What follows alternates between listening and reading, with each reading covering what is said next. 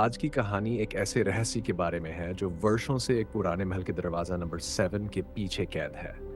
कहा जाता है इस दरवाजे को कोई नहीं खोलता और जो खोलता है वह लौटकर कभी पहले जैसा नहीं रहता।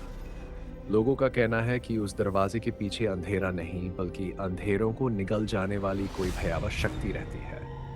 आज हम उसी निषिद्ध दरवाजे की ओर बढ़ने वाले हैं।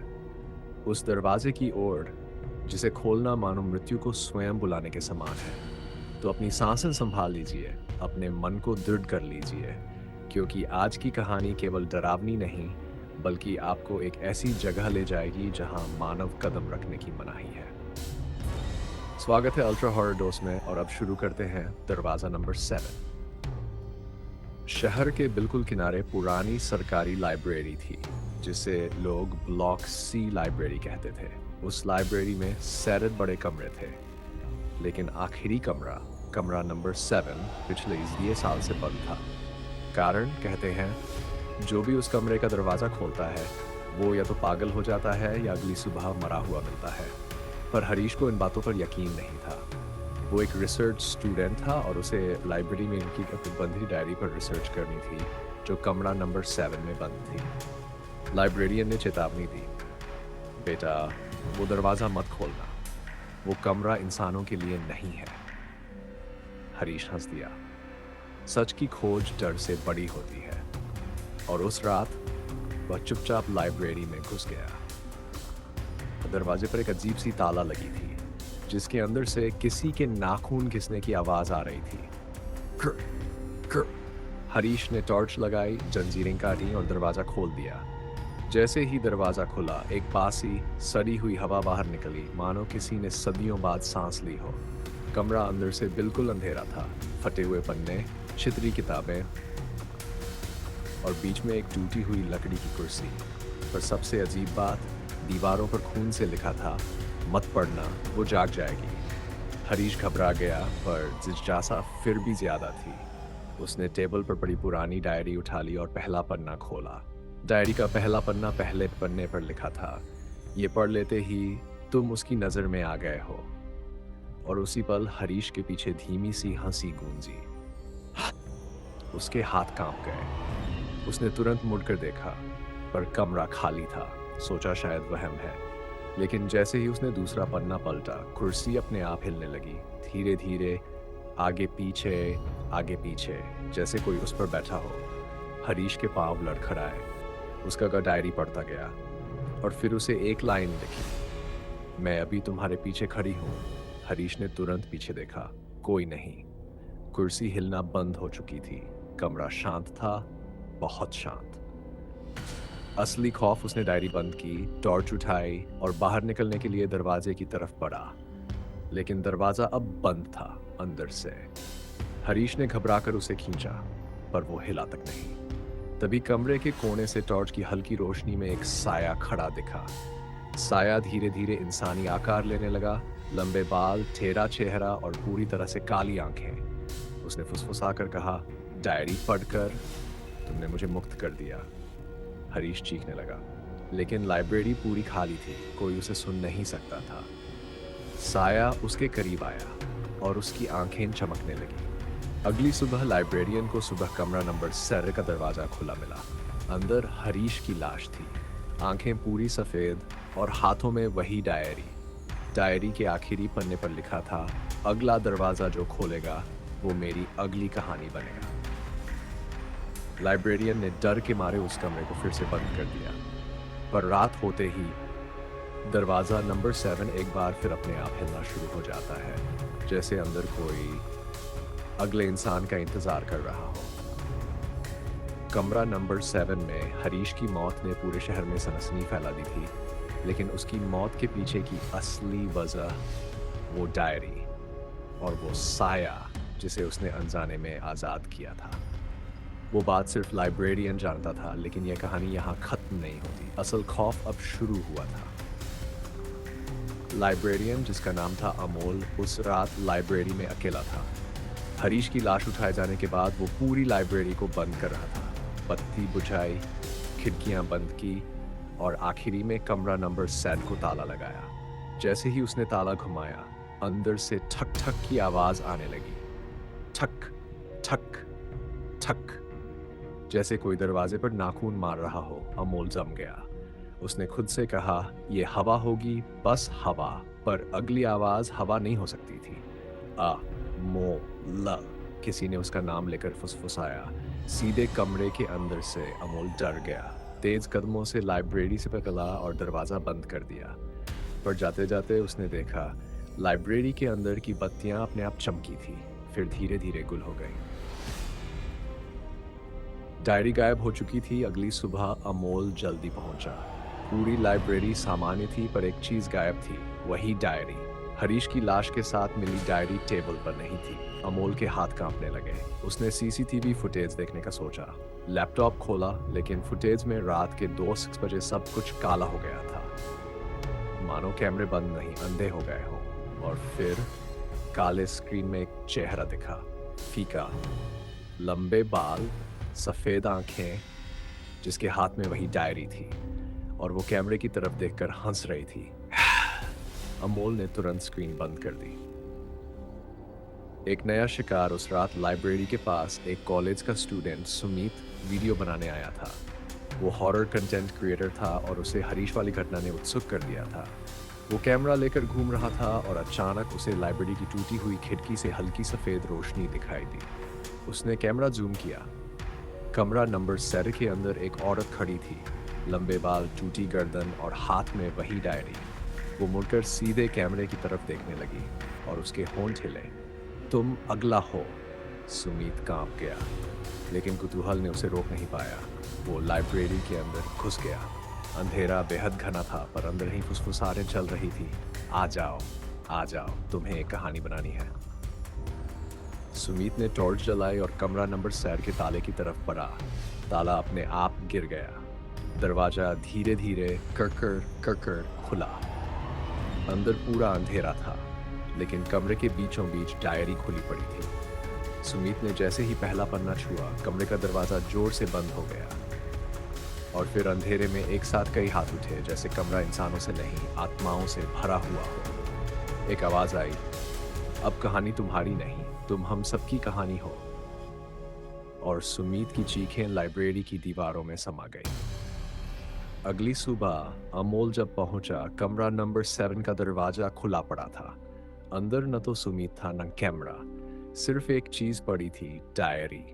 और आज उस पर लिखा था, मैं एक और कहानी ले आई हूं। अमोल समझ गया कि अब यह डायरी हर रात नया शिकार ढूंढेगी, और शायद अगला शिकार कोई भी हो सकता है। सुमीत की गुमशुदगी का मामला बढ़ चुका था। पुलिस को कोई सबूत नहीं मिला, ना कैमरा, ना रिकॉर्डिंग, ना खून, कुछ भी नहीं, जैसे वो हवा में खुल गया हो। लेकिन सच सिर्फ अमोल जानता था, और उसे डर था कि अगला नंबर उसका खुद का भी हो सकता है। डायरी का पन्ना खुद ब खुद पलटना। अमोल ने उस डायरी को एक लकड़ी के बक्से में बंद करके अपने कमरे में छिपा दिया था। रात को सोने लगा, लेकिन फिर फटफट कुछ आवाज हुई। बक्सा अपने आप खुला पड़ा था। डायरी अपने आप पलट रही थी। अमोल के सामने पन्ने रुक गए। अध्याय 7, जिसने दरवाजा खोला। नीचे लिखा था, अब वह भी हमारे साथ है, अब अगला चेहरा तलाशना है। अमोल कांप गया। कागज के ऊपर एक ताजा दाग बना था, जैसे किसी ने अभी अभी गीली उंगलियों से छुआ हो। फिर उसे अपने कमरे के कोने से एक साया खड़ा दिखा, लंबा, मुड़ा हुआ, स्थिर। वो साया धीरे धीरे अमोल की तरफ झुक रहा था। अमोल ने आंखें बंद कर ली और मंत्र बुदबुदाने लगा। अचानक साया गायब हो गया। औरत कौन थी? असली राज। अगली सुबह अमोल पुराने शहर के रिकॉर्ड चेक करने गया। उसने लाइब्रेरी की लाइन 68 की फाइलों में एक केस पाया। एक लड़की की लाश ठीक कमरे नंबर 7 में मिली थी। नाम था संध्या। वो एक लेखिका थी और उसकी डायरी ही उसकी आखिरी रचना थी, लेकिन वह रचना पूरी नहीं थी। लोगों का कहना था, संध्या को उसके ही शब्दों ने निगल लिया था। मरने से पहले उसने बार बार कहा था, मेरी कहानी पूरी नहीं होने देगी जब तक किसी और का अंत लिख न दे। अमोल को समझ आया, डायरी श्रापित नहीं थी, डायरी भूखी थी। लाइब्रेरी की दीवारों पर उभरती परछाया। उस शाम अमोल लाइब्रेरी गया। वो डर नहीं रहा था, बल्कि अब वह संध्या की आत्मा को रोकना चाहता था। जैसे ही वह कमरे नंबर 7 के पास पहुंचा, दीवारों पर काले निशान उभरने लगे, जैसे किसी ने गीले कोयले से कुछ लिखा हो। धीरे धीरे लिखावट साफ हुई। वापस मत खोलना अमोल, यह उसकी चेतावनी थी, संध्या की नहीं, कुछ और की। लेकिन कमरे के अंदर से एक और आवाज आई, दरवाजा खोलो, मैंने तुमसे कुछ लेना है। अमोल डरा, लेकिन उसने दरवाजा खोला। अंदर अंधेरा था और कमरे के बीचों बीच सुमीत खड़ा था। चेहरा पीला, आंखें काली, मुस्कान टेढ़ी। वो बोला, तुम देर कर रहे हो, कहानी पूरी करनी है। अमोल ने देखा, कमरे की दीवारों पर 100 से ज्यादा परछाइयां थीं। हर परछाई किसी मर चुके इंसान की थी जिसे डायरी ने खा लिया था। उनमें हरीश भी था। अंतिम मोड़, सुमीत आगे बढ़ा और डायरी अमोल के हाथ में रख दी। कहने लगा, तुम्हारी बारी है, एक और अंत लिखो। अमोल ने कांपते हाथों से डायरी खोली। उस पर लिखा था, अमोल की मौत। अमोल चीखा, नहीं, मैं इसका हिस्सा नहीं बनूंगा। कमरा जोर से हिला, चारों तरफ चीखें, लाखों फुसफुसाहटें, संध्या का साया, सुमीत का काला चेहरा, हरीश की टूटी गर्दन। सब एक साथ उस पर टूट पड़े। अमोल ने डायरी हवा में फेंक दी और कमरे से बाहर दौड़ गया। कमरा खुद ब खुद बंद हो गया। अंदर से सिर्फ एक आवाज आई, अब हम खुद लिखेंगे। अगली सुबह लाइब्रेरी बंद पड़ी थी। अमोल गायब था। कमरा नंबर ज़ेड के बाहर एक नई लाइन लिखी थी, कहानी अभी खत्म नहीं हुई। और दरवाजे के नीचे से डायरी का एक नया पन्ना बाहर निकला था। उस पर लिखा था, अध्याय 9, अगला कौन। लाइब्रेरी का बंद होना, अमोल की गुमशुदगी के बाद नगर निगम ने पूरी लाइब्रेरी को अनिश्चित समय के लिए बंद कर दिया। दरवाजों पर ताले लग गए, खिड़कियों पर मोटी लोहे की चादरें चढ़ा दी गई। लेकिन बंद होने के बावजूद रात में लाइब्रेरी के अंदर हल्की रोशनी चमकती थी। लोग कहते, कमरा नंबर 7 की बत्तियां अब भी चलती हैं। किसी को नहीं पता था कि वहां कौन है या क्या है।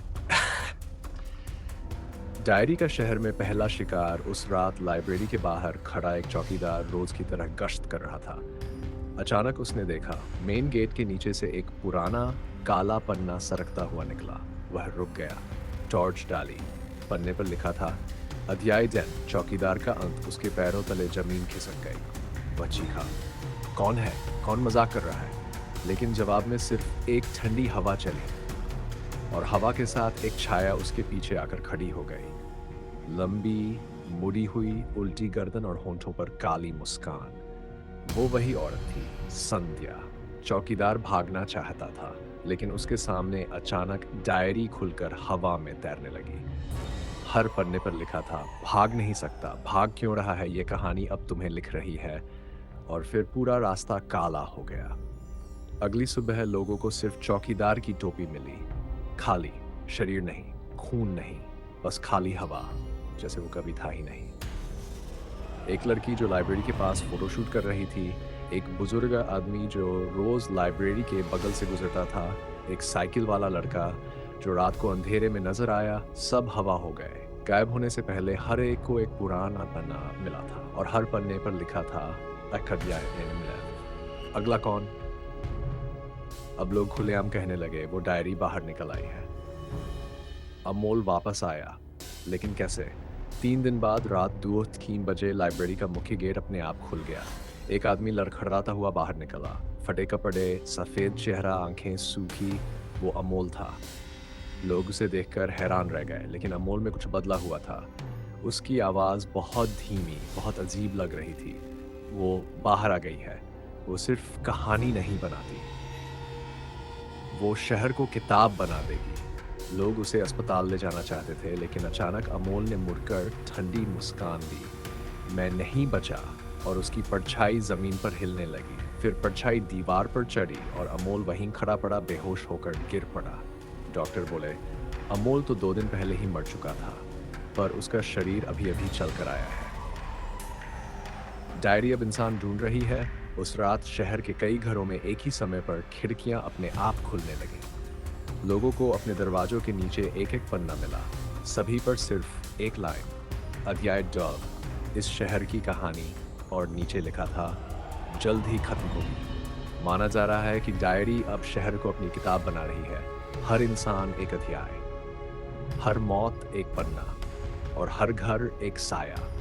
कहानी अभी खत्म नहीं हुई। शहर में डर की आखिरी रात। पूरा शहर अब खामोश था। सड़कें खाली, दुकानें बंद। हर घर के अंदर लोग दुखे बैठे थे, क्योंकि हर किसी के घर पर डायरी का एक एक पन्ना पहुंच चुका था। हर पन्ने पर लिखा था अध्याय 12 पूरा होने वाला है। लोगों को यह समझ नहीं आ रहा था कि यह अध्याय 12 है क्या, लेकिन रात 12 बजे पहला संकेत मिला। पूरे शहर की बिजली एक साथ गुल हो गई। अंधेरे में अचानक चार तरफ कड़कड़ाहट गूंजी और रेडियो अपने आप ऑन हो गया। उसमें एक टूटी फटी आवाज आई, कहानी शुरू हो रही है। अमोल का सच। अस्पताल में बेहोश पड़े अमोल की उंगलियां धीरे धीरे हिलने लगीं। नर्स घबराकर डॉक्टर को बुलाने गई, लेकिन तभी अमोल ने अपनी आंखें खोली। उसकी आंखें अब इंसानी नहीं थी, उनमें पूरा काला धुआं भरा था। वो उठा और कमरे की दीवार पर अपने नाखून से लिखने लगा। नाखून दीवार में धंसता गया और अमोल ने लिखा, मुख्य अध्याय जन्म। अचानक दरवाजे के पीछे अंधेरा जमा होने लगा, जैसे साया किसी जगह पर धूप की तरह फैल रहा हो। अमोल ने धीमी हंसी में कहा, वो आ गई है। शहर के बीचों बीच पुरानी लाइब्रेरी के दरवाजे खुद खुद खुल गए। अंदर से एक अजीब आवाज आई, फटफड़ाहट, कड़कड़ाहट और गहरी सांसों की आवाज। लाइब्रेरी के फर्श पर डायरी खुली पड़ी थी। उसके पन्ने तेज हवाओं की तरह पलटते जा रहे थे। फड फड फड फड। पन्ने रुक गए और उसी पन्ने से काले धुएं का एक बड़ा साया धीरे धीरे उठने लगा। उसका चेहरा नहीं था, सिर्फ दो खाली आंखों की जगह गहरे गड्ढे और मुंह जहां होना चाहिए था वहां एक लंबी कट की रेखा। वो राक्षस था, कहानी का जनक, एक ऐसा दानव जो शब्दों से पैदा नहीं हुआ, बल्कि शब्द ही उसे बनाते थे। उसकी हर सांस डायरी के पन्नों को हिलाती थी। उसने फुसफुसाया, अध्याय 10 शुरू, और पूरा शहर कांप उठा। शहर पर पहली बार राक्षस ने अपने हाथ फैलाए। उसकी उंगलियां लंबी स्याही की तरह थीं। जैसे ही उसने हवा को छुआ, शहर की दीवारों पर अचानक लिखावट उभरने लगी, सब मरेंगे। ये शहर खत्म है। ये कहानी तुम्हारे खून से पूरी होगी। लोग घरों से बाहर भागने लगे, लेकिन सड़कों पर काले साए घूमते थे। हर एक शिकार, हर एक गुमशुदा इंसान अब परछाई बन चुका था।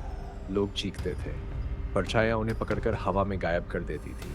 हर गायब इंसान के बाद डायरी में एक नया पन्ना जुड़ जाता। शहर अब एक किताब बन चुका था।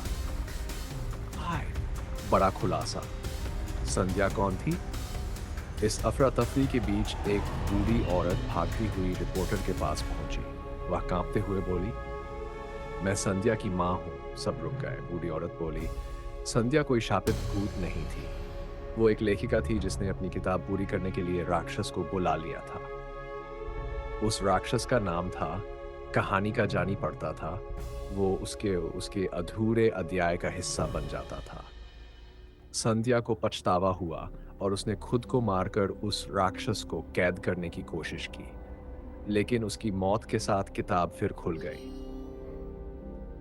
सब लोग चुप खड़े रह गए। राक्षस धीरे धीरे लाइब्रेरी से बाहर निकल रहा था। इस अंत से ठीक पहले राक्षस ने आकाश की तरफ देखा और उसकी आवाज पूरे शहर में गूंज गई, अंत का अध्याय शुरू हो रहा है। जैसे ही उसने कहा, पूरे शहर की इमारतें धीरे धीरे स्याही बनकर पिघलने लगी। लोग गायब, रोशनी गायब, आवाजें गायब। सिर्फ एक चीज बची, लाइब्रेरी। और लाइब्रेरी के अंदर डायरी का आखिरी पन्ना, जिस पर लिखा था, अध्याय बॉन्ड, सच्चा विरोध, और नीचे, कौन रोकेगा। अंतिम अध्याय, जिस दिन कहानी ने आखिरी सांस ली। शहर स्याही बन चुका था। पूरे शहर की इमारतें धीरे धीरे काली स्याही में घुल चुकी थी। सड़कें खाली, हवा भारी, और हर तरफ सिर्फ एक ही आवाज, फड़फड़ाते पन्नों की। लाइब्रेरी ही अकेली बची थी, जैसे दुनिया का आखिरी टुकड़ा। इसके बीचों बीच खड़ा था कहानी का जनक, वो राक्षस जिसने सब खत्म किया। और उसके सामने डायरी का खुला पन्ना, जिस पर लिखा था, अध्यास्तो, सच्चा विरोध। लेकिन विरोध कौन करेगा? शहर में कोई बचा ही कहां था। एक अनएक्सपेक्टेड हीरो। सुमित की वापसी। अचानक लाइब्रेरी के बाहर एक हल्की रोशनी चमकी। और उसी रोशनी में कोई कदम रखता हुआ आया सुमीत। हाँ, वही यूट्यूबर लड़का जो बहुत पहले कमरा नंबर 7 में गायब हुआ था। लेकिन अब उसकी आंखें साफ थीं, काली नहीं।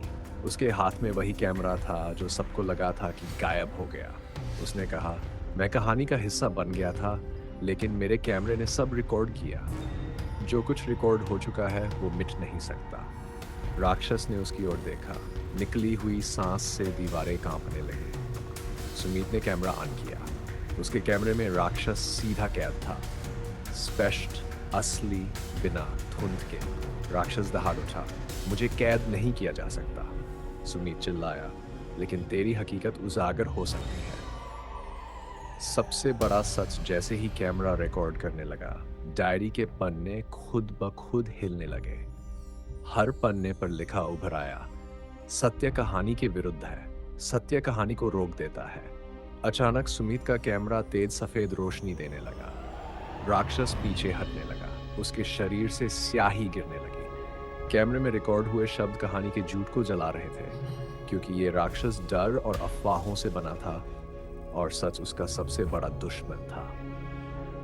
अमोल की आखिरी मदद तभी लाइब्रेरी की दूसरी तरफ अमोल की आवाज आई, लेकिन अब वो इंसानी थी, टूटी नहीं, भयभीत नहीं।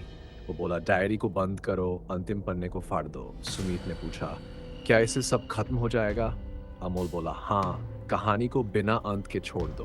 बिना अंत की कहानी मौजूद नहीं रह सकती। अंतिम संघर्ष। राक्षस चीखा, रुको। उसकी आवाज ने पूरा कमरा हिला दिया। दीवारों से परछाइयां निकली और सुमीत को पकड़ने दौड़ी।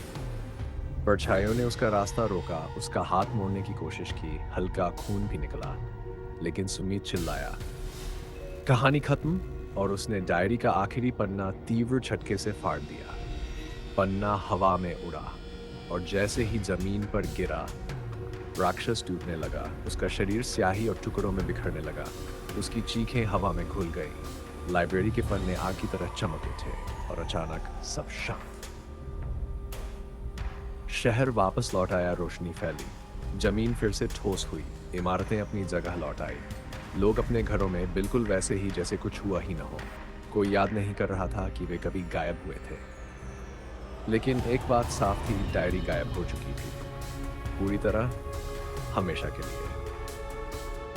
अंतिम mode, ultra horror dose, ending twist, सब कुछ सामान्य हो चुका था। सुमीत ने खड़ा होकर धूल झाड़ी, कैमरा उठाया, लेकिन जैसे ही उसने रिकॉर्डिंग चेक की, फुटेज के आखिरी 2 सेकंड हेयर रेजिंग थे। स्क्रीन पर कमरा नंबर 7 दिख रहा था और वहां एक पुराना फटा पन्ना अपने आप लिखा जा रहा था, अध्याय 1, कहानी फिर शुरू होगी। सुमीत कांप गया। कहानी खत्म नहीं होती, कभी नहीं, क्योंकि कुछ कहानियां किसी और के खत्म होने पर ही शुरू होती हैं। दोस्तों, ये थी दरवाजा नंबर 7 की भयावह दास्तान।